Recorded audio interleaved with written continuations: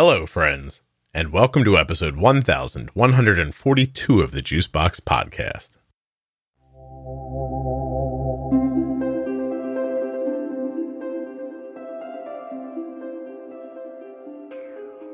My guest today is the mother of a child living with type 1. Our topics are going to include food, depression, eating disorders, and we're going to talk a bit about a really not great diagnosis story. Please don't forget that nothing you hear on the Juicebox Podcast should be considered advice, medical or otherwise. Always consult a physician before making any changes to your healthcare plan or becoming bold with insulin. When you place your first order for AG1 with my link, you'll get 5 free travel packs and a free year's supply of vitamin D. drinkag1.com/juicebox. Don't forget to save 40% off of your entire order at CozyEarth.com. All you have to do is use the offer code JUICEBOX at checkout. That's JUICEBOX at checkout to save 40% at CozyEarth.com. If you're looking for community around type 1 diabetes, check out the Juicebox Podcast private Facebook group, Juicebox Podcast, Type 1 Diabetes. But everybody is welcome. Type 1, Type 2, gestational, loved ones, it doesn't matter to me. If you're impacted by diabetes and you're looking for support, comfort, or community, check out Juicebox Podcast, Type 1 Diabetes on Facebook. Did you know that men, and men of color particularly, are the least likely to sign up to participate in research? In order to make advancements in diabetes treatment to address the needs of everyone with diabetes, it is important that all people are represented in research. The T1D Exchange is seeking males of all ages and backgrounds to sign up for the T1D Exchange registry. Once enrolled, you will be notified about other type 1 diabetes research opportunities like surveys, focus groups, and clinical trials. So if you are a U.S. resident, male, or the caregiver of a male U.S. resident, the T1D Exchange is looking for you. T1DExchange.org/juicebox. US Med is sponsoring this episode of the Juicebox Podcast, and we've been getting our diabetes supplies from US Med for years. You can as well. usmed.com/juicebox or call 888-721-1514. Use the link or the number, get your free benefits check, and get started today with US Med. This show is sponsored today by the glucagon that my daughter carries, Gvoke HypoPen. Find out more at gvokeglucagon.com/juicebox. Hello, I am Dana. I am the mother of a type 1 diabetic. It's our daughter who just turned 15 and will be entering her sophomore year of high school. Okay, your 15-year-old daughter was diagnosed when? April of 2021, our first kind of getaway vacation post-COVID. Okay, so a little over 2 years ago. Yes. All right. She's 15 now, you said?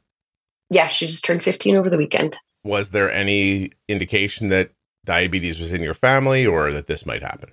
No, not really. Although, oddly, the great aunt that she's named after, I do remember stories that, she takes insulin. But no one ever said she has diabetes or she has type 1 diabetes or she has type 2 diabetes. She would just sit in a chair and drink gin, and apparently she had insulin in her refrigerator. Dana, you and I are going to have a lot of fun. I said, is there any indication that this would happen? You said no, except for the fact that her great aunt has diabetes and took insulin. Yeah, but we don't know if it was type 1. I don't know. It was so long ago. Yeah, no, but we bought her sugar-free candy and she had insulin. Did she mix the candy into the gin? Possibly. It's possible. Makes it sweeter, Dana. Why wouldn't she, right? Yeah, I mean, honestly. Okay, so nothing that you were on the lookout for. So what were your indications that your daughter had type 1? Nothing was really on the radar until we went on this spring break trip in April. And we went down to the Dominican. So we live in New England. So, of course, we've been bundled up, all winter. And come April, we go to the Dominican. It's our first getaway after COVID. And we see her in a bathing suit. And she is skin and bones. Like every little bit of muscle is off of her. And she was an athletic kid with a very solid, just good build, Mm-hmm. And we saw her in a bathing suit and there was not much there. It was scary. And my husband actually noticed it first. And he said, "Do you think she's too thin?" And I didn't even look at her. I just said, no, kind of like, how can you be too thin? And then I looked at her and I was like, oh my God, she is really sick. Like something scary is going on. And I immediately jumped to, she must have an eating disorder. Okay. So we spent that whole vacation, like cramming her full of donuts and Shirley Temples and just, me questioning her, like, do you ever throw up after you eat? Do you ever, are you ever hungry and you don't eat? And, I was just leaning all into my teenage daughter has an eating disorder. But I do remember laying in bed with her and trying to like go through the possible list of things that it could be. And she says she remembers me. Can I ask you before we move forward, when you were talking to her about like eating disorder stuff right early on, were you saying to her, I think you have an eating disorder, or are you being very slick and talking around it? I don't fully remember. I'm pretty direct, so I probably wasn't beating around the bush a lot. I was probably saying, I am concerned that you may have an eating disorder. Did she respond to that, saying, I do or I don't? She responded, and Mom, I promise I don't. Mom, I promise I don't get sick after I eat. I promise I've been eating. Okay. And then I said, well, then, then what else could it be? And we're kind of Googling. And she says she remembers me saying diabetes as one of the possibilities. I don't even remember considering that at the time. Okay. But, I remember being, in a stall next to her in the bathroom in the Dominican and like looking underneath to see which way her feet were going. Because I was just so convinced that she was binging and purging or something. Is that something you did as a child? No. No. Nope. Okay. Nope. From an after school special you saw? Like, what do you think put you on that? So probably. Yeah. Probably. And, she was just, she's a string bikini kid. So she's a kid that would have cared about how her appearance and how she looks. And did she know she was skinny? Had she like then talked like it wasn't something she was aware of? Okay. I don't think she picked up on it either. I think it was so gradual and we were so bundled up over winter.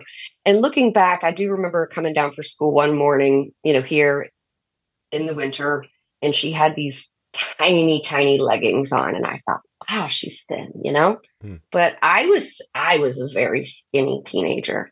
Okay. So I just assumed she's a skinny teenager. I was a skinny teenager. Yeah. I got you. Okay. So we get to the point where we're now looking into other things. You're just throwing whatever comes to the wall. But I mean, do you go to do you start thinking about going home? How does that strike you?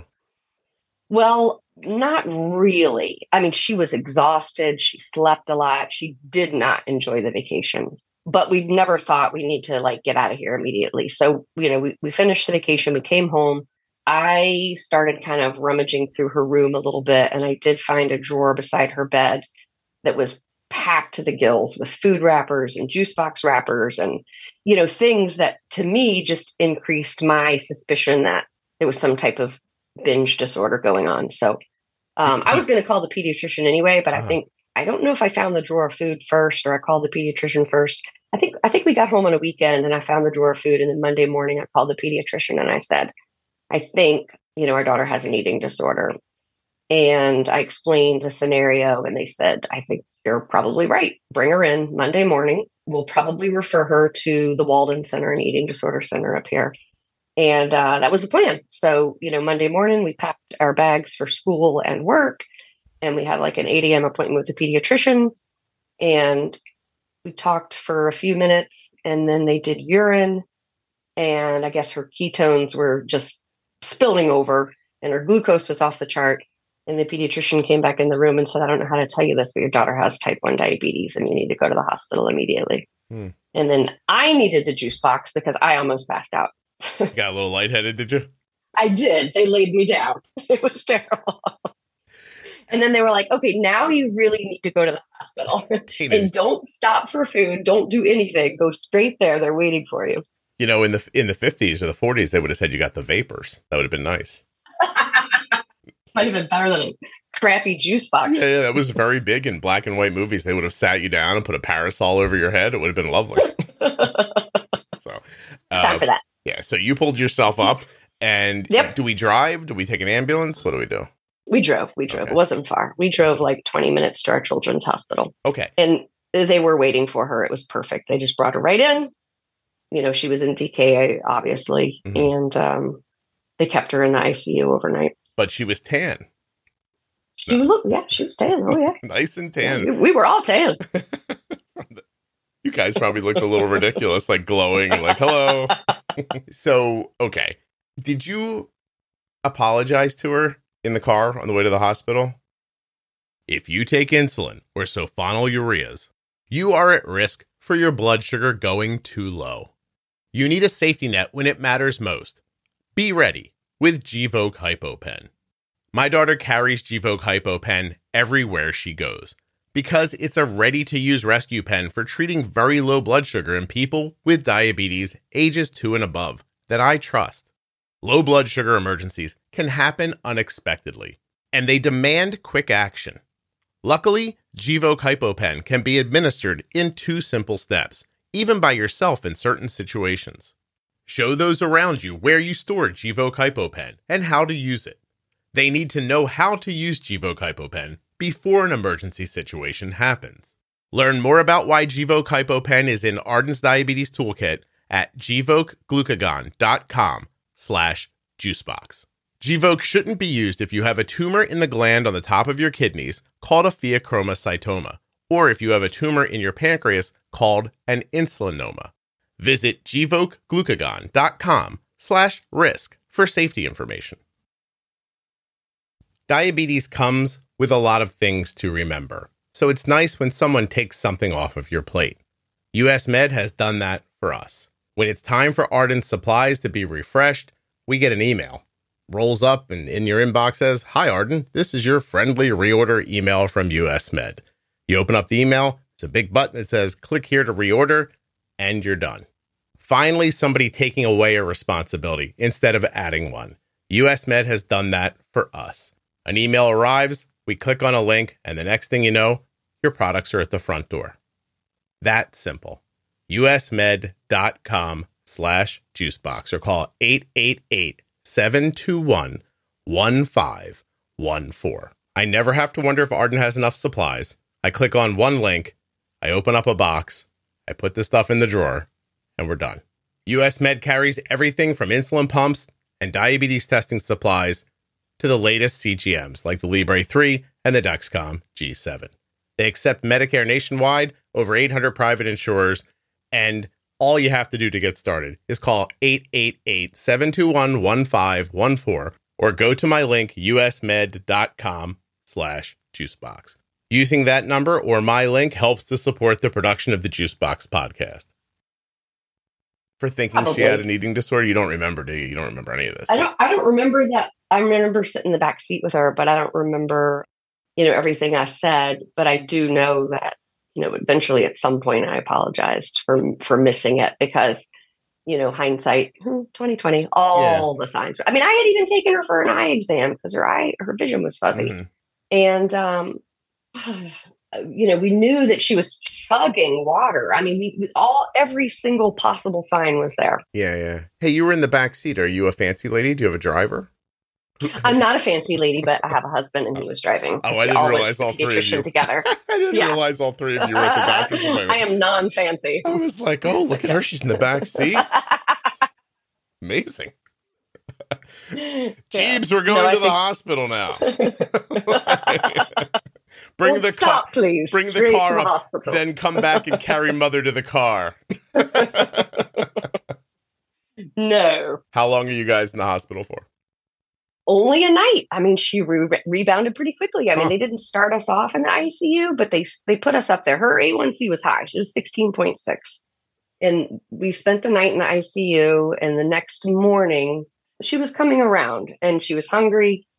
And I think, we were waiting forever for them to allow her to have some solid foods or applesauce or something. I don't remember. But they discharged us that next afternoon to go to like an off-site location about a half an hour away to get our, 5-6 hours of education. Mm-hmm. So we probably end up leaving the hospital around 1 or so the next day, packed with a sandwich to go practice with. Wow, that's crazy. Just one day from and what was her A1C? 16.6. I don't understand. What did you feel like you got the bum's rush? No, No. not really. Everybody kind of wanted to get out of there. And she was, chatty and, feeling better. Still weak, I'm sure, but I didn't feel like we were being rushed out. Did you feel like you understood what you were doing when you left? No, not at all. Then- But they sent us for 5 hours of education. So that's the deal. Like, you get discharged at the Children's Hospital, and then you go to, the endo center that's associated with the Children's Hospital. That's, like about a half an hour away. And they're all there waiting, that, the team of educators. And so it's a whole class that you do immediately before they actually let you go home. I see. Like Fantasy Island, when you pull up, there's a bunch of people out front in white coats. Yeah, there was no red carpet, but we had a really dry turkey sandwich and a bag of pretzels. There's no chance anyone listening to this has ever seen Fantasy Island, by the way. There might be some people. I don't know. I think we those of us who have seen that have got to be few and far between at this point. Anyway, okay, so you do your 5 hours of education. Tell me what that was like to absorb all that, because that seems like a lot of talking about diabetes on day 2. Oh, it was brutal. Yeah. And I'll tell you, there was a defining moment, I think, in that day that really set her on a kind of a sideways course.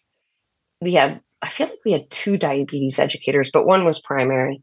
And the deal was the hospital packed a lunch for us to take with us to use as the kind of counting carbs exercise. Mm-hmm. So, she's in a wheelchair. They give her a box of like a turkey sandwich and like this tiny, not even the 100-calorie bag of pretzels, like this tiny little airplane bag of pretzels. Yeah. And a little bottle of water. And she ends up dropping it. And we're like, then we have to wait for them to make her another one. And we feel like finally we're getting out of here. And, we're headed to the outpatient center, and we have our lunch in front of us. And the girl's like, now, what do you have for lunch? Like a turkey sandwich and some pretzels. Okay, so the turkey sandwich, let's look it up. How many carbs are in each slice of bread? And, she's teaching us how to do the math. And then she said, okay, now how many carbs are in the bag of pretzels? And maybe it was 12 or something. Mm-hmm. And then she says, now, are you going to eat that whole bag of pretzels? And I remember my daughter, and I think I can use her name. No one's going to know who she is, Sadie. She kind of looked at me like, am I not supposed to eat this whole bag of pretzels? Like, I'm absolutely starving. I haven't had food. I could eat 12 of these bags of pretzels, And so she said to the diabetes educator, maybe I'll eat half. And she was like, okay, so half. So that'll be 6 carbs. And so we did it kind of our carb count. And I just remember Sadie, like, kind of almost like the blood draining from her face, like, oh, everything's going to be different. Like, my food is going to be restricted. I'm not going to be able to eat the things I want to eat. Why can't I have the whole bag of pretzels? But we went through the process of, the carb ratios and the correction factors. And, of course, we were MDI and finger sticks and, Dana, I want to stop on this point for a minute, because I'm in the middle right now of going through this massive document where I'm trying to kind of plan out the next series that Jenny and I are going to do, which is going to be for doctors around diagnosis. Good. It's just so interesting, because what I keep coming up with over and over again, one of the bigger problems, I don't want to say the biggest problem, but one of the bigger problems is that people's communication skills are terrible. Yeah. Like, they're not good at talking. And for me, if I go through the whole rigmarole of them making me this turkey sandwich and packing this thing up and going through the thing at the hospital where this is what they're going to use to teach you about the blah, blah, blah, so it's really important that I drop it on the ground, they make me another one, I drive my over there, and then I get there and some bright-eyed phony lady looks at me and goes, so what do we have to lunch? Like, I go, my answer to you is, you know damn right well what's in this bag. Why are you talking to me like we're on... Every kid comes here with it. You mother... Like, why are you starting this off on this bullshit 3-year-old stance? Is what would have been my... Even as a kid, I would have been like, no, lady, let's not do this. But instead, like, to me, that's an indicator. It's all fake and it's pretend, and she's going to do the thing. And Oh my God. And by the way, the question she asks about the pretzels, she just wants food shaming immediately. Trust me, all the woman wants to do is indicate, look, the bag of pretzels has 12 carbs in it. But if you were just going to eat half of it, that would be six carbs. You would use 6, right? So right. Let me explain to everyone listening who doesn't know how to talk. Instead of making up a pretend scenario to get your point across, which, by the way, is what most of you passive-aggressive people do while you're talking over and over again, just say this. If you're going to eat the entire bag, then give insulin for the carbs for the entire bag. If you think you're not going to eat all of it, then do the math, like for, say, I don't know, here's half the pretzels, take 6. Or, hey, while we're at it, just in case you want to know, spill the pretzels out for a second. Look, there's 12 little pretzels in here, and there's 12 carbs. That must mean that each one of these pretzels is 1. So you want 9 of them, it's 9 carbs. Hey, I'll tell you what, like, if you want 8 of them, it's 8. Like, you can make your point a different way other than to put your daughter in a false scenario and make her choose, because this is the possible outcome for some people. Yeah. You put into her head, oh, am I not supposed to eat all of this? Yeah. Immediately felt judged for wanting to eat the whole bag of pretzels. There was judgment and just, I guess, almost food shaming. Like, well, I guess it would be more of a judgment. She just felt like, I'm not supposed to eat this whole bag of pretzels, and that's kind of how our first grocery store trip went. And that, sure. And then as we get there, that takes us to a whole new problem that we are, had to deal with. Off a cliff. And my point is, just be direct and be honest. That's all. Yeah. I am here today to explain to you how to look at carbs on packaging. Yeah.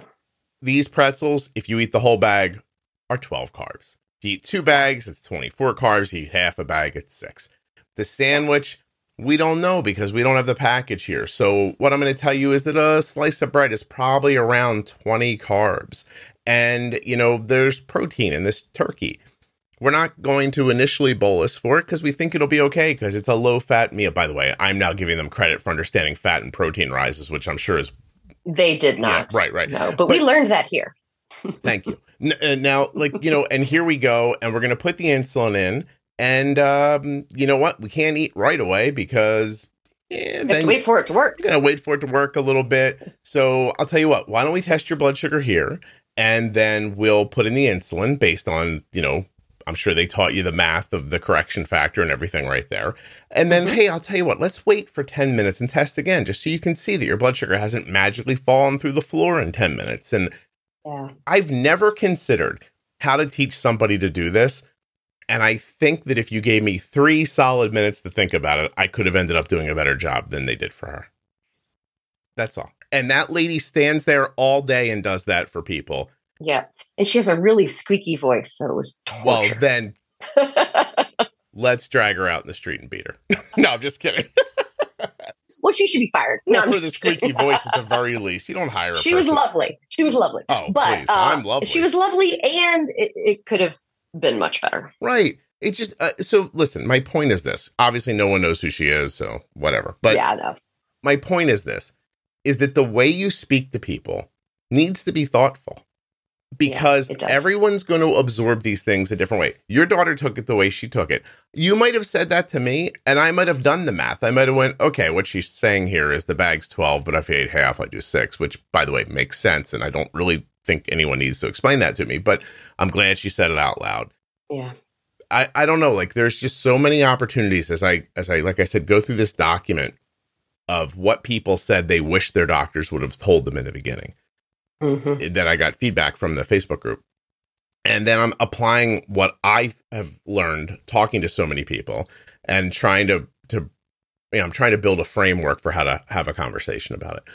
And over and over and over and over again, all I see is that people are bad at communicating. Yeah, it's true. Almost every one of the problems could be solved by someone by better communication, just doing a better job at that. So anyway, okay. So now we're on our way. We're at the grocery store. She's wondering if she could have half of everything. Like, what's going on? Yeah, no, we're looking at labels and everything that she wants to eat and she's drawn to. We flip the bag over or the box or whatever, and she's like, nope, it's not worth a shot. Not worth a shot, not worth a shot. And we end up buying a bunch of really horrible, non-tasty foods. We bought like the fake spaghetti, like that's like rubber bands in a little bag. And we bought, I don't even know what we Dana, bought. this was all about spaghetti. So, but she's under the impression at this point that she can limit the amount of time she has to do injections. Yes, that is a focus of hers. Mm-hmm. Like, I don't want to have to take, 1 million shots or get large doses of insulin. So let's try to shop for things that will make this easier. Oh. But that's kind of what we walked away with. Yeah, but there she is now, 13 years old, and she's standing in a grocery store trying to reimagine everything that she eats. Yes, and she's like, I can't have any of this anymore. It was awful. Yeah, we all know how good kids are at picking things they want to eat to begin with. So eliminating everything they enjoy really probably made it a lot easier. Yeah. Okay, well, it certainly did backfire. Mm-hmm, no kidding. And on top of all that, and I'm gleaning from your note, you might have been feeling some pressure about this as well. Yeah, because, I'm the one that wants to get this right, and I want to get that A1C down. And I want to be, for lack of a better term, kind of the control freak or the micromanager, Yeah. And so, when she would look at the box of, junky cereal, I was going right along with it saying, I don't think that's a good idea. I think we should look at keto granola or something, I was definitely part of the problem in that grocery store trip based on kind of my experience in that educational, as well. Everyone's freaked out. So you're telling me that it might have been valuable if someone said to you, listen, yes, you may be making some adjustments to how you eat, but we're not going to make them all today. So don't go to the grocery store and freak yourself out, but I listen, even I would say, like, let's not start with Lucky Charms, but, I don't know, the way you bolus for Lucky Charms is not much different than how you're going to bolus for some really heavy, crunchy, healthy cereal either. There's a ton of carbs in that as well.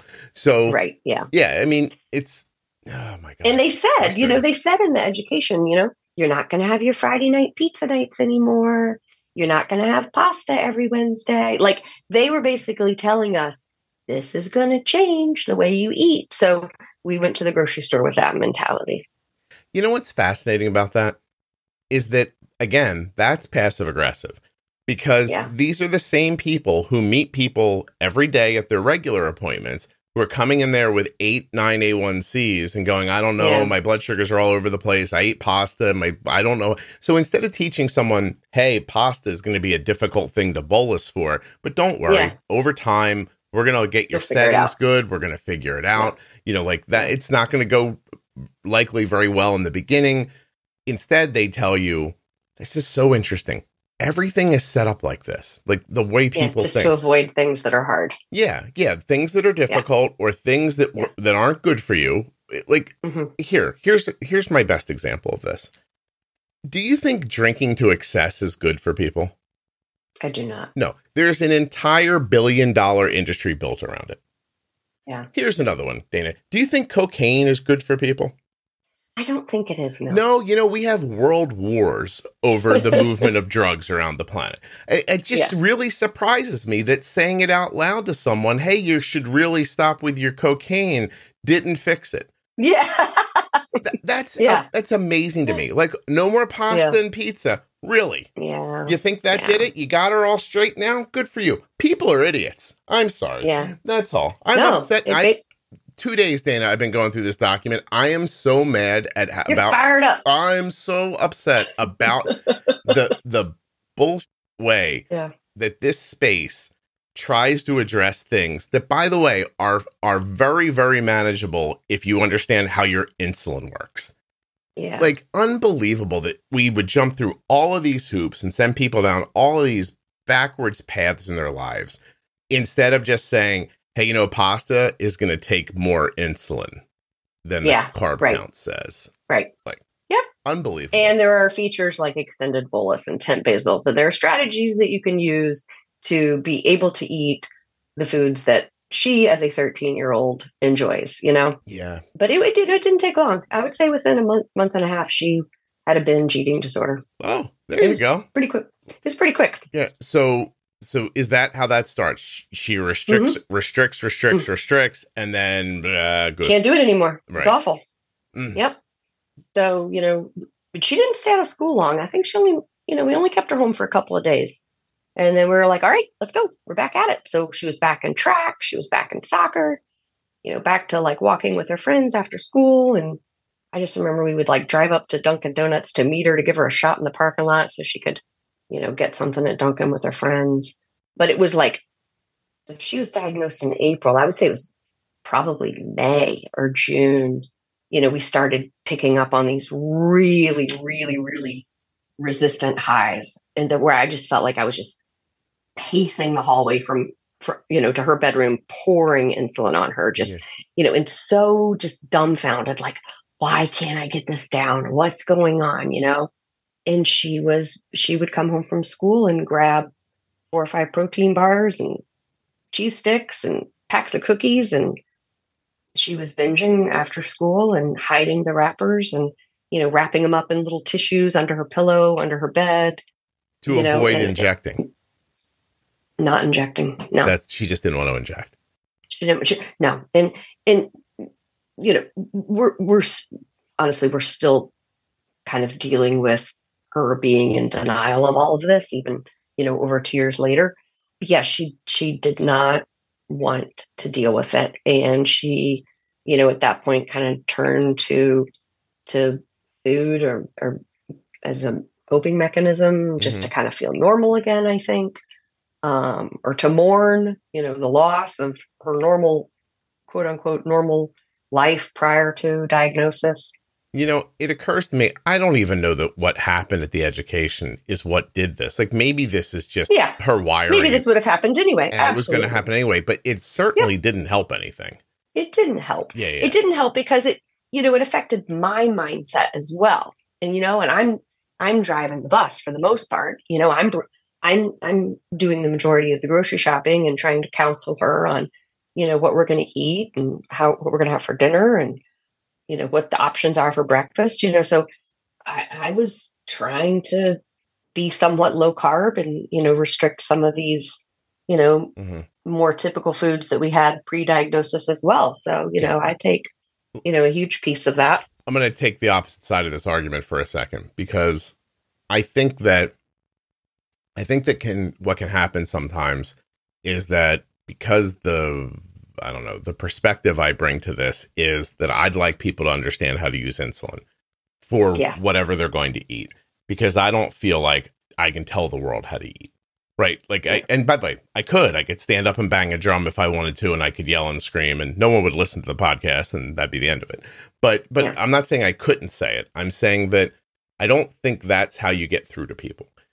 And if you're waking up every day and eating a bowl of Lucky Charms, if you want my personal opinion, take me out of this podcast for a second. I think you're making a health mistake. Okay? Yeah, sure. Regardless of your diabetes, no diabetes, absolutely. I don't even care. Like, you could be 7 feet tall and look like an Adonis. If you're eating a bowl of cereal every morning, I think you're probably making a long-term health mistake that your body is in such good shape it is compensating for in the moment. That's my personal opinion. Okay. Now, to say that I won't eat a bowl of cereal this year, I mean, may or may not happen. But if someone were to bring like some like Crunchberry Captain Crunch in here or something like that, I got to think one day around 2:00 in the afternoon in between editing podcasts, I might throw a bowl of cereal down. Some of that. That could happen to me. Okay. If you put it here. Are you asking me if I would buy it? I wouldn't buy it. If it ended up in the house, I would 1,000,000% eat it. Okay. Yeah. Now, I, as a matter of fact, I might be one of those people who, like, a week from now is like, I ate that whole box of Crunch Berries. How'd that happen? I'm not saying that. But if you're using insulin, that's more difficult than if you were to eat something else. And by the way, most low carb people would make the example, like, in the morning, have bacon and eggs. Because, like, who wouldn't get sick of that? That's not good for you every single day either. By the way, nothing over and over again is great for you. But I mean, for my money, I think bacon's terrific. If you gave it to me 3 days in a row, I'd be like, oh, this is greasy and making me upset. And so, like, I couldn't do that either. My point has always been, know how insulin works, adapt it to your lifestyle. Then once this whole diagnosis period's over, and even that you could be years into it, like, now you've got managed blood sugars, stability, health on a diabetes side, and now you can address, if you want, the way you eat. But trying to on the same day tell a person, let alone a 13-year-old person, trying to tell a person, hey, you have an incurable disease. You're going to have to inject yourself with needles all the time. And bonus, you can't eat any of the food that you enjoy. Well, I don't know. What are we doing? Like, who thinks that's going to go well? Yeah. And for people who would yell, well, eat keto, you go grab me 5 13-year-olds off the street. No. Don't give them diabetes.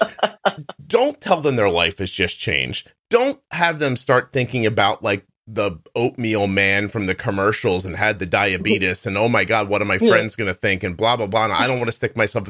Don't even give them all that. Yeah. Grab a bunch of 13-year-old kids and tell them they're only eating keto from now on, and see if you don't get your kicked in the middle of the street by a bunch of 13-year-old kids. Massive revolt. Yeah. So I don't understand the thinking. Like, again, I know I'm not supposed to be shooting heroin, but yet here we are, and the whole world is shooting heroin. So like what are we acting like? Just telling people the right thing is how you fix it. It's effective. Yeah. I mean, Jesus Christ. Everyone knows that's not right. Like, everyone. Right. But thankfully, I will say, good. Where are we at? I did find the podcast pretty early on. Like, when I was doom scrolling the one night in the hospital, I found it somewhere in some thread. So I would say I was pretty quick to get, educated on the whole philosophy here of just insulin at the right time, the right amount for the right food. Like, so it wasn't long in our house until we realized you can have the chicken tenders and French fries. You can have the Chinese food. Like, we can have these normal things on occasion, as we normally would on occasion. And we can bolus. We can do this. We have strategies. We have extended bolus. We have temp basals, and so we didn't live in this like hell of like we can only have eggs and rubber band spaghetti. That phase was short, thankfully, and we ended up using Jenny. We did a 6-month retainer with Jenny, who was absolutely phenomenal, and we learned so much. And really, I was all in on, let's bolus for fat, protein. We do basal testing. Like, I zoned right in on let's use these strategies to the best of our ability and allow Sadie to kind of eat what she needs to eat as a teenager and wants to eat, and make this work. But I would say it didn't fix what had already started. Yeah. So let's kind of get to it now. She has been diagnosed with depression. She has. Yeah. So that came a little bit later. So when we found the wrappers, we did decide to do an eating disorder intake. Mm-hmm. So during that intake, we learned that Sadie had some feelings of self-harm and suicidal ideation. Okay. So that was news to us, sitting at that intake. So then she was given, essentially, taken her to the pediatrician and given a diagnosis of depression as well. So, now, and she's got Hashimoto's, that was given at the hospital. So, now we're looking at type 1 Hashi, binge eating disorder, depression, feelings of self-harm, and suicide. Hey, when did they diagnose the Hashimoto's? In the hospital. That was part of what came back in the whole, routine blood work that they did in the hospital. And I have hypothyroidism, and so does my mom. Now, no one's ever checked our antibodies. I would just assume it's probably Hashimoto's, but did they start medicating that right away? The doctor offered to, and I hadn't looked at the blood work enough to think about that for like a week or two. And then I circled back with them and said, yes, I would like to start that. Okay. I was just wondering. Yeah, pretty much. Yeah, because depression can be like untreated thyroid issues could lead to depression. Yeah. That's why I was wondering. Right. Okay. Yeah. No, she started treatment pretty early on with Levo. Okay. Where do they keep her TSH? They do a pretty good job, actually. It's always under 3, usually under 2. I keep mine under 2. Yeah. Mine was recently up to 9. I didn't know it. And the blood work showed it, and he bumped me up, and then we rechecked it, and it was under 2. Interesting. Under 2 is where I vote. Interesting about yours jumping up. Arden got home from college, and she didn't seem like herself. Yeah. This last time, and she had been gone for 6 months, so she was going to the doctor anyway when she got home, and her TSH jumped up to over 5. Wow. Yeah. So, and the doctor was like, look, I don't think this is a thing where we're going to, need to raise up your medication forever. So she did this thing. Like, I don't want to tell people this is not something you should do on your own, but she did some calculations and hit her hard for 10 days with a larger dose of something and then put her back to her other thing. Okay. But Addie's kind of a wizard. So with the thyroid stuff. So actually she has to go back and get another blood draw before she goes back to school to see where we're at. Yeah. See where it is. Yeah. Anyway, what was your symptoms when your TSH jumped None. up? Really? Never had any. I've never had any. And neither did my mom. We never gained weight. We never felt tired. We're wired 24/7. So if anything, I have trouble relaxing and going to sleep. So you would almost think I have hyper, Well, you're very Caucasian. So no. And you're from New England. So, but I'm not from New England. I've just adapted very well. Oh, okay. I grew up in Virginia and I went to college in Georgia. I just moved up here for work. Gotcha. I have to tell you that so far, the most surprising thing in this conversation is that the internet exists in New England. That I didn't know for sure. Oh, yeah, we got it. Yeah, we sure do, even in this small town. How do they get the wires through all the trees? It's not very consistent. It doesn't always work. Yeah, I got you. You don't have the real internet. I said you're very Caucasian when you were like, I'm wired. And I'm like, I am. I had my DNA back. It's the most boring DNA in the world. I'm just looking at your photo. And if I went to Google right now and typed in white lady, it's possible you would pop up. Yes. And I was told I had Native American blood. And when I was being raised, and it was a lie. Those people lied to you. Yeah. Yes. So how do you address when the mental health stuff comes up in the eating disorder intake? How does that all get addressed?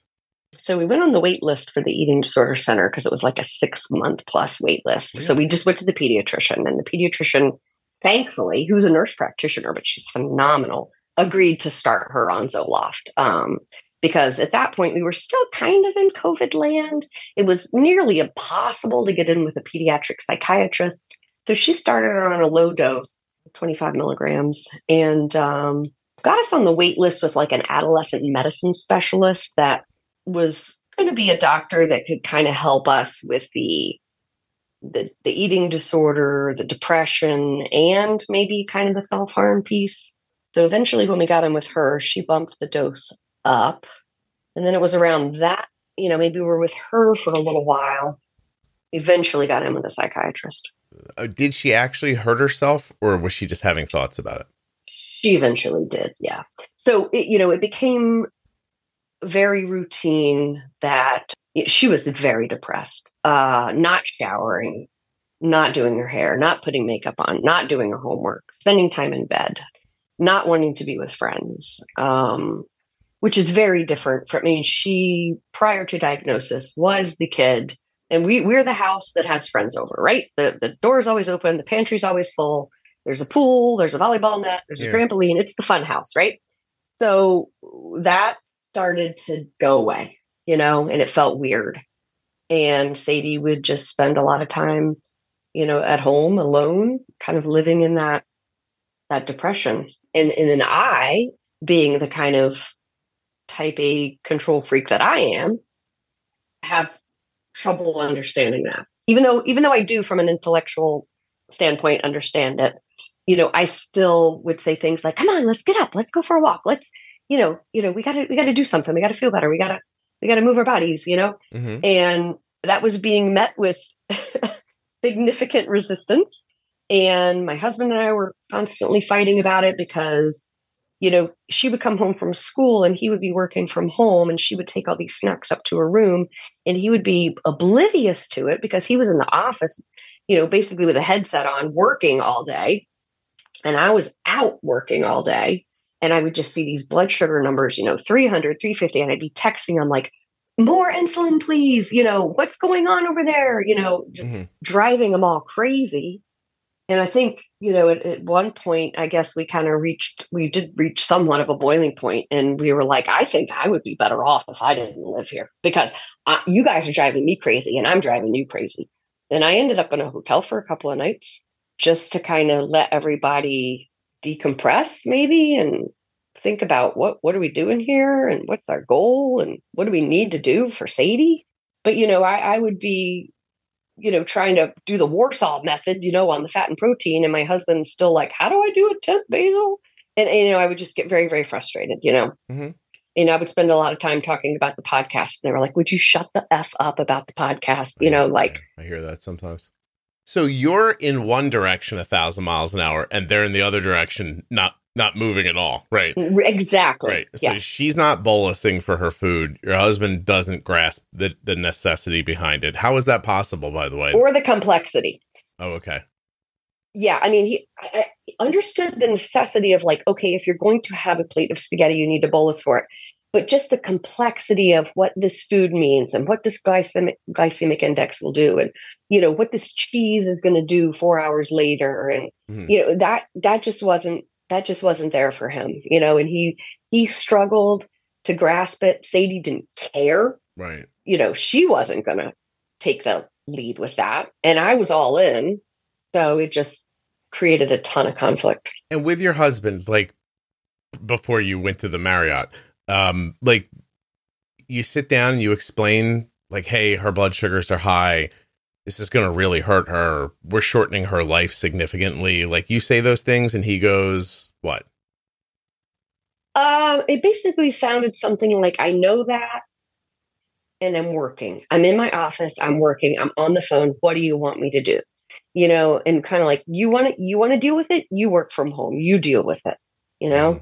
And I'm like, well, the job I had at the time, I was like, I can't work from home. It's not an option. I'm on the road. I'm in sales. Yeah, but let me keep going with this. So, Mm-hmm. Do you think he really understands what we're talking about? Like, do you think he really understands that she's gonna she's gonna start losing her vision in her 30s? That her like her kidneys are gonna stop working? That she's going to have gastroparesis? Like I'm naming a bunch of things that I've had people on here tell me have happened to them when they grow up through their teens, don't pay attention to their blood sugars and end up in their mid 20s and early 30s. Like, do you think that, or do you think that he just didn't really think that was going to happen? Because I'm trying to imagine, you're still together, right? We are. Yeah. So I imagine you're married to somebody who hopes and expects your daughter to live a long time and be healthy. So when people are met with the idea, like I understand the kid, like she's 13, even if it happened to you and you were blocking it out as an adult, I'd understand that. But the people around you who are adults, who have been informed, I just don't understand. Like to me, it's like holding a lighter under your arm. Like, I get if you're doing it. I don't understand if your dad doesn't swat the lighter out of your hand. That's the thing. Right? Yeah.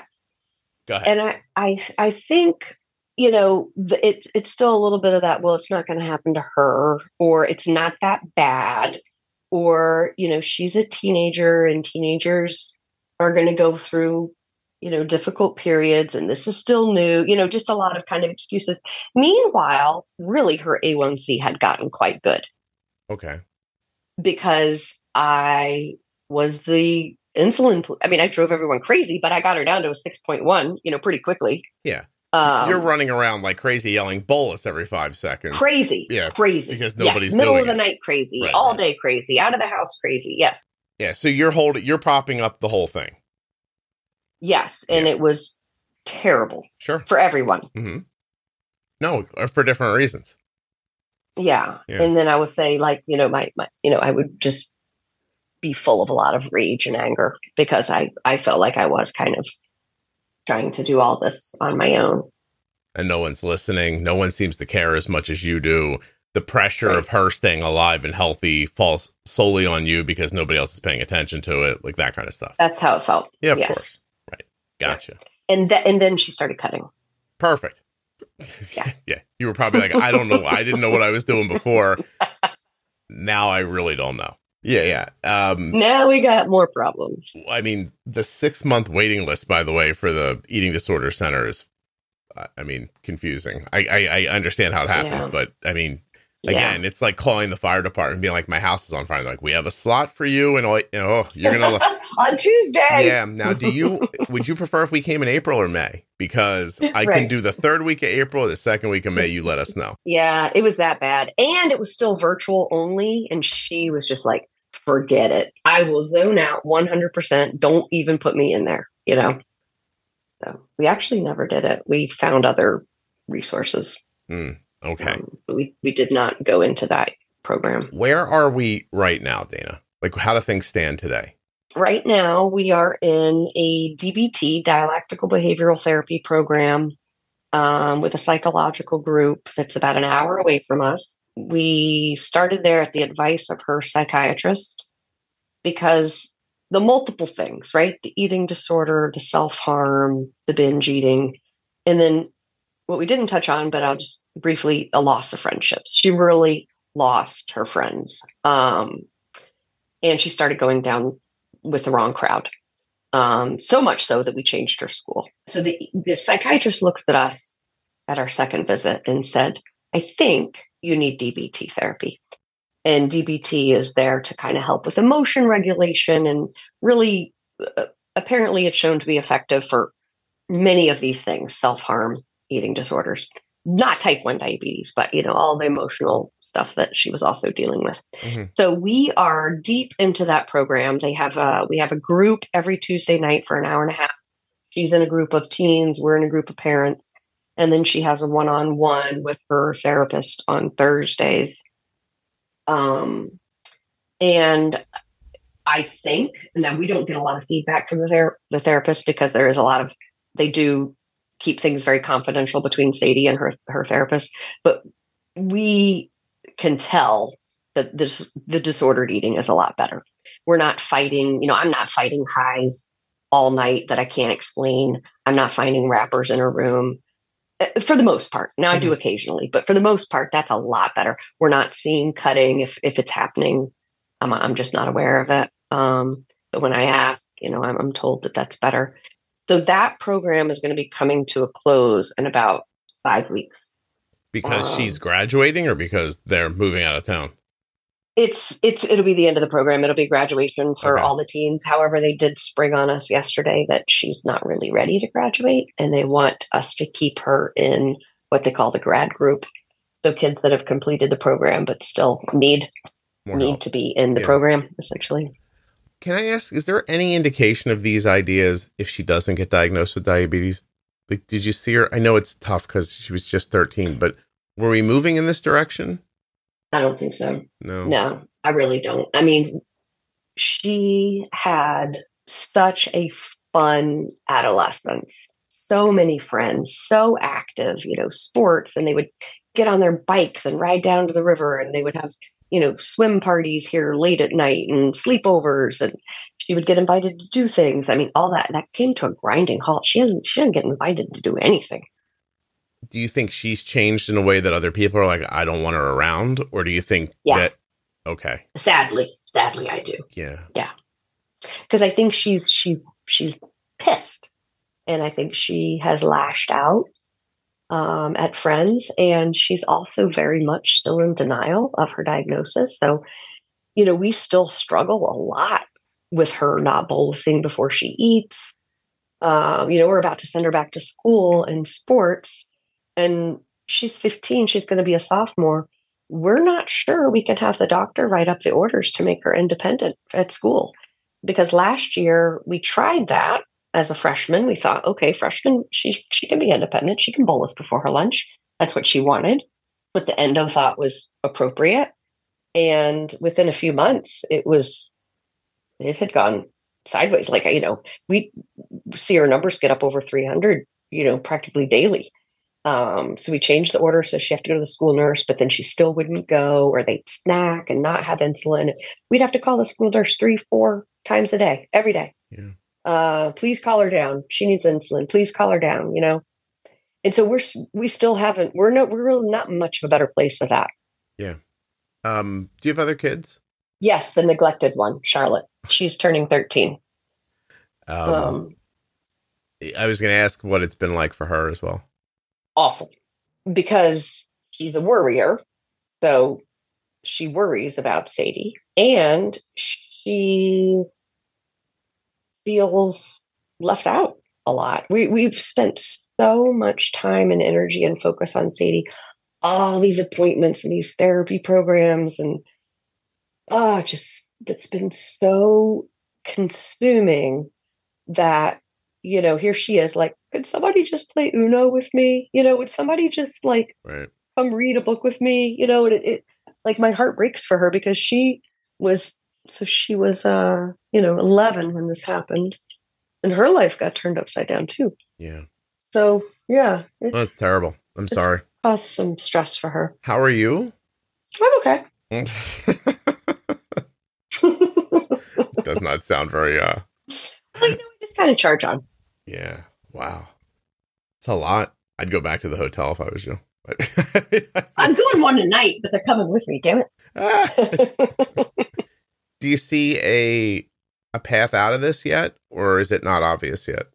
My hope is the path out of this is through this DBT work that we're doing. It is a phenomenal group of psychologists. Additionally, Sadie's going through a battery of testing right now for ADHD, OCD, learning disorders. And I suspect that they will pick up on something. Okay. It's possible that if she has ADHD, that it is contributing to forgetting to bolus. Or, there could be something else going on. Mm-hmm. It's not just Sadie being negligent, Right. But, we had a terrible school year last year in terms of, the homework not getting done. And I forgot this. No, I forgot that. And she plays sports, but she wouldn't pay attention to her blood sugar. So, she'd be on the court at 300 or she'd be on the court at 50. She did not. And I fear this year she still will not want to deal with it enough to manage it through another sports season. Okay. So we got a couple of things going on. You're worried she's going to stop playing sports too? Well, she loves volleyball, so I don't think that she would make an active decision to not want to play. But I think if she doesn't get a handle on how to manage this through the season, the coach can't rely on her, and her team can't rely on her. She's of no help to them if her blood sugar is 300 or 50. I have a question. So how does she manage? What is she using? Oh, she's on the Omnipod 5. And we recently switched to the G7. We actually have a couple of G6s left, but we recently switched to the G7 just to try a smaller device for her, because she is so self-conscious and she wants to hide it all. And, the closed loop, I guess, every alarm would go off when she would get an urgent low, and any little beep embarrasses her, and the little click associated with the microbolus was embarrassing when she was in class. So anyway, we moved over to the G7, and she actually surprisingly wants to go back to the G6, but that's how we manage. Hold on a second. You're not using Omnipod 5 with G7. They don't work together yet. So, well, they're both attached to her body, but it's not a loop.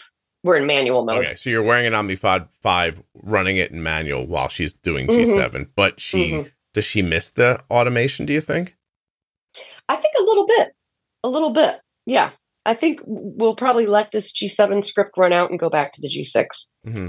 Because, it was certainly a little bit handier for going into activity mode, and it could certainly tackle the rise from, ice cream or a cheese stick or something, so it did help in certain aspects. Like I was up 3 times last night, giving her corrections that I wouldn't have had to do if she was on the G6. Yeah. What's her A1C? Right now, 6.2. So it's been as low as 5.8. But you're constantly involved. I'm crazy. Yes. Okay. 100%. Yes. And what's her standard deviation? Is it bouncing? Is it high? Oh, I wish I had her PDM in front of me. Yeah, it bounces a lot. It's probably 35, 40. Okay. Like if we let her control, like, sleep over with friends for her birthday, 350 overnight. They just had a bunch of candy and didn't do anything. She was at 4-H camp and they had a bunch of candy, constantly up over 300. So if I wasn't the crazy person on the sidelines trying to correct everything, the A1C would be so horrendous. Listen, I'm gonna ask you a question. Did you listen to the episode about the eyelet? Yeah. Okay. Oh yeah, I was totally on top of that. I saw the news, before you got him on. We would never go to a tubed pump. Okay, so the tubing would be the issue for her. But so take that away for a second. If you told her, look, all you have to do is say large meal, medium meal, small meal. Would she do that, or you think she probably wouldn't do that either? We talked about it yesterday morning. I think there's a good chance she wouldn't do that either. Yeah. Because it's still just changing gears, and admitting that you have to deal with something that you don't want to deal with. I think there's still a large I understand piece of denial going on there. Yeah. It's just her preference would be to avoid this and pretend it's not there. Okay. No, I completely understand. Okay. Yeah. So Dana, I think we've done a good job of going through all of this. I'm going to try to end on an upbeat note. Okay. What did you tell me right before we started recording? Oh, that I'm the mean person that's responsible for getting rid of talking about religion on the Facebook page. So the Facebook page now has had a rule for I don't know how long now. It just says, no religion or politics. Right. That's it. Right. And well, yeah. And I, by the way, I don't really stop people from talking about stuff. It's just that if it gets out of hand, I can point to that. I can point to that rule as to why I have to shut the thread off if it happens. It doesn't happen very often, but I don't remember what you're talking about. So can you please relive it with me? Yeah. Well, I remember there being a political post one time, and I commented. I was like, "Hey, I thought we were going to talk about politics," and then it occurred to me. Then I was like, "That's funny. We have a no politics rule, but we don't have a no religion rule."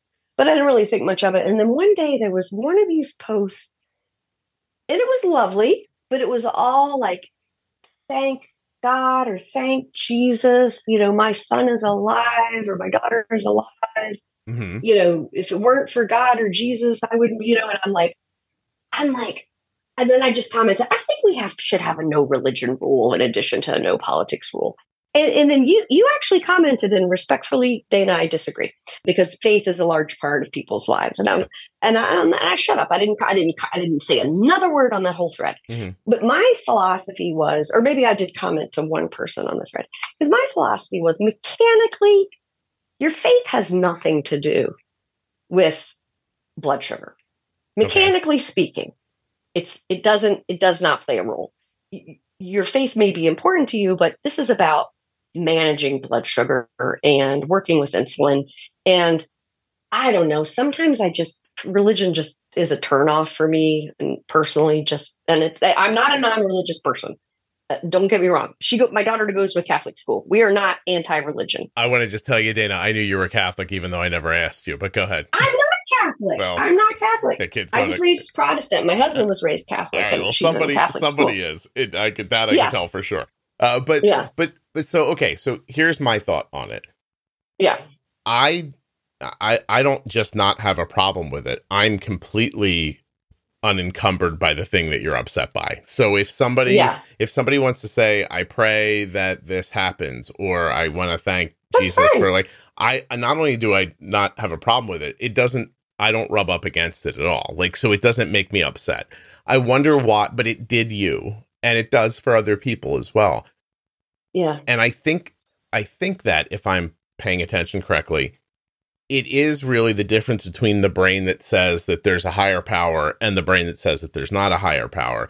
And for the people who say that that's not in existence, then when you say things like, I need help with my health, or I hope this blood sugar, I'm praying that this blood sugar comes down, your brain goes, don't pray, bolus. And yeah. And by the way, my brain says that too. My brain says, don't pray, bolus. But I also am not upset that they're praying for it. I would just say, hey. And I am not either. And listen, somebody asked me to pray for their dog the other day, and I told them I would pray for their dog. I'm not anti-prayer. Dana, let me go with you on that for a second. I would not do that. If you asked me to pray for... Well, I do love dogs. No, it's not the dog part. It's not the dog part. If you said to me, can you please pray for whatever, I would say I will absolutely keep a good thought for you. And by the way, I generally say I will send my good vibes. Yeah. I really do generally say that. And I would honestly, throughout the day, think about you. Like, But if I would send my good vibes. Right. But that request wouldn't send me into a private room bedside where I would decide that I'm going to pray for the dog. And let me disclose, I did not pray for the dog. So I said that to make her feel good. I sent the dog my good vibes. So you lied to that lady that you would pray for her dog. Is that right? I did. Yeah. I hope she hears this. I hope one day she goes, oh my God, I thought that's why that dog lived. But what she needed to hear. I find a lot of religion to just be a little bit, what's the word? It's like, I don't know, some people are just so focused on religion that I feel like some things aren't very genuine and kind and underneath. Why does that matter to you? Because there are people, like, I'm not saying that it's not genuine or kind. I'm saying that if that's your assessment, there are other people who you would assess that way who aren't religious. Why does it matter when it comes from religion? Something happened to you when you were young that turned you off to religion. Well, I would say that nothing specific happened to me when I was young. I mean, I was raised in a church and I didn't have a bad experience or anything. I just find that some of the people that proclaim to be followers of Jesus, followers of Christ, are some of the more judgmental, closed-minded people that I have ever encountered. Well, I don't know about that, but they do have a lot of rules they're trying to follow. So it just, something rubs me the wrong way. And there are people within my own family that, proclaim to be, followers of Jesus and born again. And, they go to church every Sunday. They wouldn't stop and buy a sandwich for a homeless person. They would say, why does that homeless person have a cell phone? There's judgment. So Dana, we're getting to it. So in your personal life, people who proclaim religion, but are not very religious minded. They're not very good people. Okay. When it comes down to it. Okay. Yeah. So that's been your experience. Yeah, that is my bias. Yeah, right. It colors how you think about it. But now extrapolate that all out and put yourself in the position of me, who is running a Facebook group with 40,000 people in it. I don't care about. Well, I have some regret after I made the comment. I don't care about what you saw your uncle do. Okay, or your biases. I don't care about them. Just as like I don't care about the other ones. You have to understand that from my perspective, it doesn't matter if Jesus is a walking, talking person living in a cloud, or if it's a Bubameister that somebody made up 4,000 years ago. I honestly don't care. I'm running a place where both people and their beliefs exist at the same time. And so it doesn't matter to me if you say, we just had a situation the other day. Situation made it sound like a lot more than it was. But somebody said, I'm praying for this. Mm-hmm. And a person came in and was like, there's no religion in this group. Like, didn't just say it. Mm-hmm. They dropped a photo of the rule. And I was like, that person's looking for a fight. So I step in and I remove his comment and I send him a private note. And I'm like, look, I don't know what you're doing here, but stop. Like, that's literally what I said. So then I had a private back and forth with that person where they said, I'm just going through a lot right now. I have a couple of family members with health issues. I'm stretched too thin. And in honesty, I got online to shit post to make myself feel better. And I feel bad about that. And I'm sorry. Right. So that's mostly my consideration when I'm moderating is that even the day that you did it, something was, and listen, you just spent an hour explaining in a way that I think everyone listening could understand if you were having a bad day and you wanted to go pick something that you were sure you were right about to feel good about for a second. That's my anticipation when I see that. I don't think anyone is a bad person. Like, I don't think people set out to shit on people. I think that people get in bad situations. They have bad days. They have bad days that turn into bad weeks. They need a release, and they pick something where they can kind of just get it out a little bit. And I think that happens online a lot. And so it's my job to step up and go, doesn't matter to me. Like, you can't say that to her. And so I'm not going to let you. I don't even, and people are like, well, you agree with her or not me. I'm like, you're confused. I don't give a flying fuck about either of your opinions. I'm not friends with any of you people. You're misunderstanding my job. I'm moderating the space. I'm not making a judgment about whether you're right or they're right. I couldn't possibly care less. Although I do care when people use that phrase wrong, when they say I couldn't care less, and then, or I could care less. If you say I could care less, then you actually could care less. So the phrase is I couldn't care less, which means I care so little, there's nothing below that. Anyway, there's nothing left. There's my that's my language. My language. I see posts about like praying. It was just that one, and I guess you're right. It was like the right moment, the right time. Yeah. It was a very knee-jerk response on my part, but I don't go down I do not go down the thread and have comments and get roped into any drama whatsoever.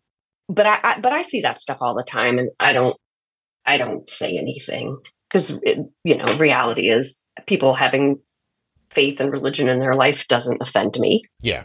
That particular one was just like, I was just kind of like, I had a are you kidding me response. So I don't remember the context of it, but I'm going to read you something that is going to just, I assume, crack you up. And I hope give everybody a lot of respect for people who do this thing of helping people online and moderating spaces. Let me see if I can find, oh man, if I don't find this, I'm going to be embarrassed. Hold on a second.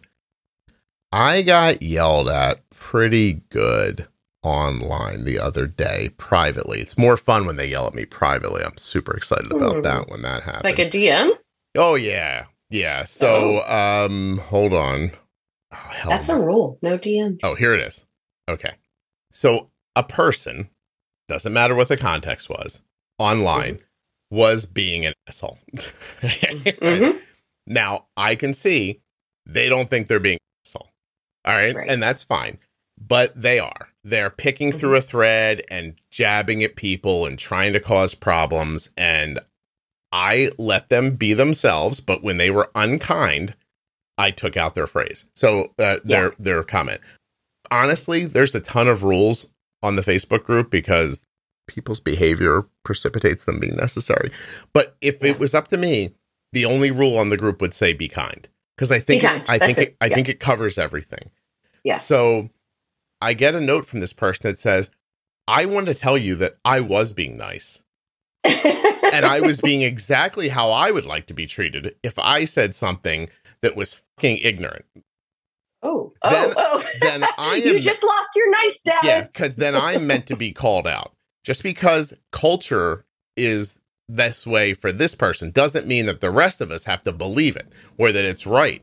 But also don't generalize and it goes on and on. And then at the end, this is really my favorite thing. Except, hold on, there's a thing going by my house. This could be the end of the world. What in the hell?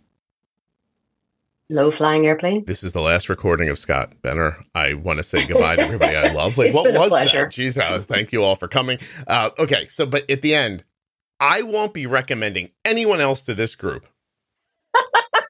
I'll let them know that they don't have freedom of speech.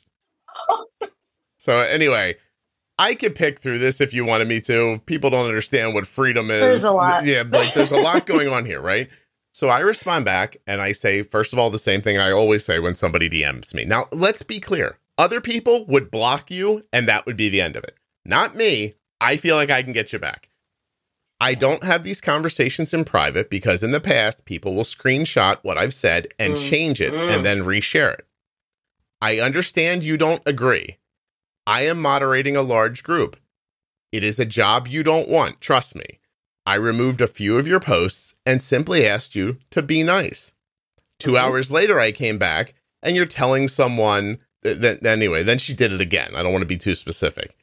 Yeah. I said, so 2 things. I have a life and can't do this all day long.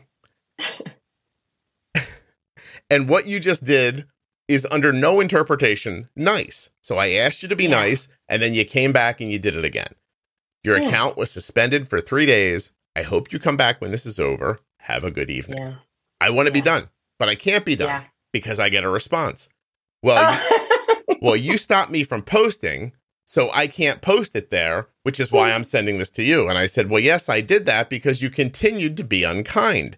I was trying to be kind by explaining to you that I don't normally talk privately, but then I went on to explain anyway. I hope you have a good night. I also have a fucking right to say something that's ignorant. But it's okay that your admins continue to comment on my stuff and will not. So, by the way, there are other people trying to stop her from being a lunatic, like kindly, and she sees this as being attacked. Now, I say those people are not admins. They're just lovely people who leave links for people to try to help them find the podcast. I said, by the way, they're also people and they have their own opinions. I also deleted them because when I deleted her thing, it all deleted out. It all went away. I said, but now here we are online and you're cursing at me. What should I do about that? Should I keep talking to a faceless person who is yelling at me about comments on a message board? No. Right? Please just say goodnight. I think if time passes, this will all go away and we'll be okay. Thank you. Now, here's where I feel amazing. Scott, I apologize for my actions to you. I apologize for cursing at you. And I'm like, I read those 2 sentences like, I am making the world a better place. But I will not apologize. Is worth it. But I will not apologize for stating my opinion. I'm like, why do we have to just say you're sorry and good night? Right? I will not tolerate being attacked because of my opinion, but I apologize to you for your podcast. Now, here's the part that starts freaking me out. Because your podcast has been a godsend. And I'm like, and so for everybody listening, if you want to know what's really going through my head while all this is happening, I'm thinking one thing. Just say thank you and leave me the fuck alone. Like that's all I'm thinking. But take the content, be grateful, and leave your drama at home. For me personally, but as a person who does this, honestly, this is terrific. It's a great back. She says, please have a wonderful and safe weekend. Thank you for your group and your podcast. I really am sorry again. This is not my character. And I said, there's no need to apologize, but thank you. I also hope you have a terrific weekend. And that's the end. And if that person hears this, please don't be embarrassed. Like, you're the only one who knows it's you, but don't be embarrassed. Like, this is a great example of what we were talking about earlier, which is just you get into a bad spot. You don't realize you're in a bad spot. You start like lashing out at everybody, looking for someone who's wronger than you are. I know that's not English, right? So that you can feel better for a couple of minutes. And then you run into me, a person who doesn't want you to go. I know the podcast is valuable for you and the space is valuable for you, that you're going to get past this moment and that we're going to all be okay again, because I've seen it happen over and over again. I don't want anybody to lose out on the podcast. So I try to work through these situations, but it's just, I could see how this was going the entire time. Like, I've been through this so many times. I actually know where this is going to end, and they don't. And that's fine.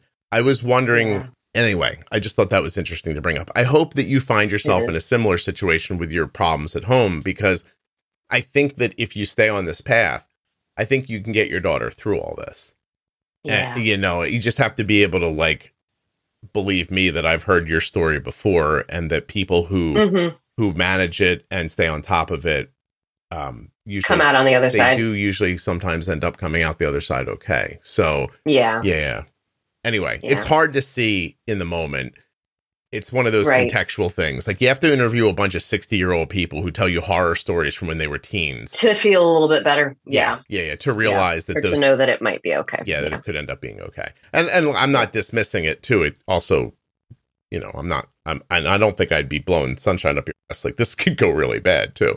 But of course. But I feel like, you know, there's, you know, some comfort in knowing that we're trying all the things that we're trying are the right things. So. And it sounds like your husband's going to the therapy for the parents as well. Yes. And, Oh yeah. Yeah. Yes. So he's getting it too. Yes. It's tough with the boys because even as we get older, we're just like 12 in our heads. So you're trying to get us to do stuff. And we're just like, I hope we can have sex soon. And football's starting again. Yeah. Exactly. I have like 3 thoughts. Yes. Anyway, is there anything that we didn't talk about that we should have? No, I don't think so. We did it. Excellent. I think we covered it. Yeah, there's a lot of. Let me just apologize to Rob, who does the editing now, about all the cursing.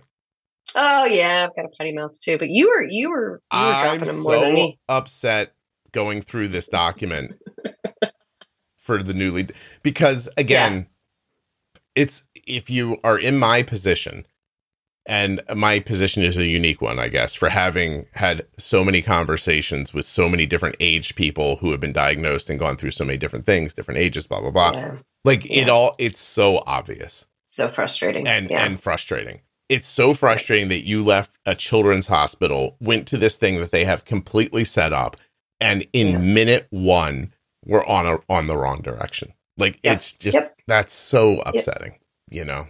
Well, I hope the document that you create gets utilized, you know? It's going to be a series that Jenny and I make.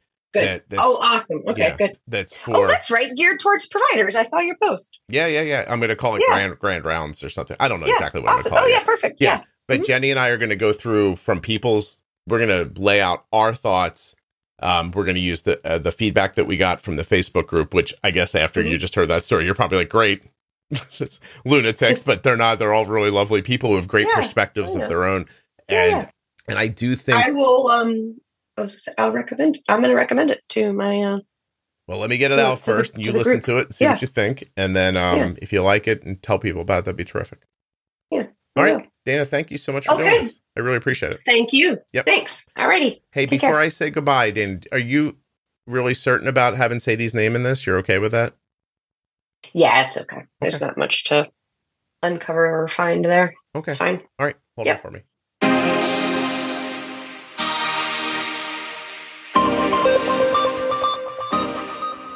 A huge thank you to one of today's sponsors, Gvoke Glucagon.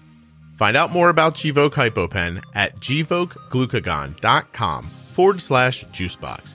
You spell that GVOKEGLUCAGON.com/juicebox.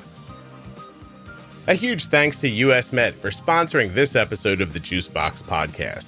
Don't forget, usmed.com/juicebox. This is where we get our diabetes supplies from. You can as well. Use the link or call 888-721-1514. Use the link or call the number, get your free benefits check so that you can start getting your diabetes supplies the way we do from US Med. If you're not already subscribed or following in your favorite audio app, please take the time now to do that. It really helps the show. And get those automatic downloads set up so you never miss an episode. Thank you so much for listening. I'll be back very soon with another episode of the Juicebox Podcast. The episode you just heard was professionally edited by Wrong Way Recording. WrongWayRecording.com.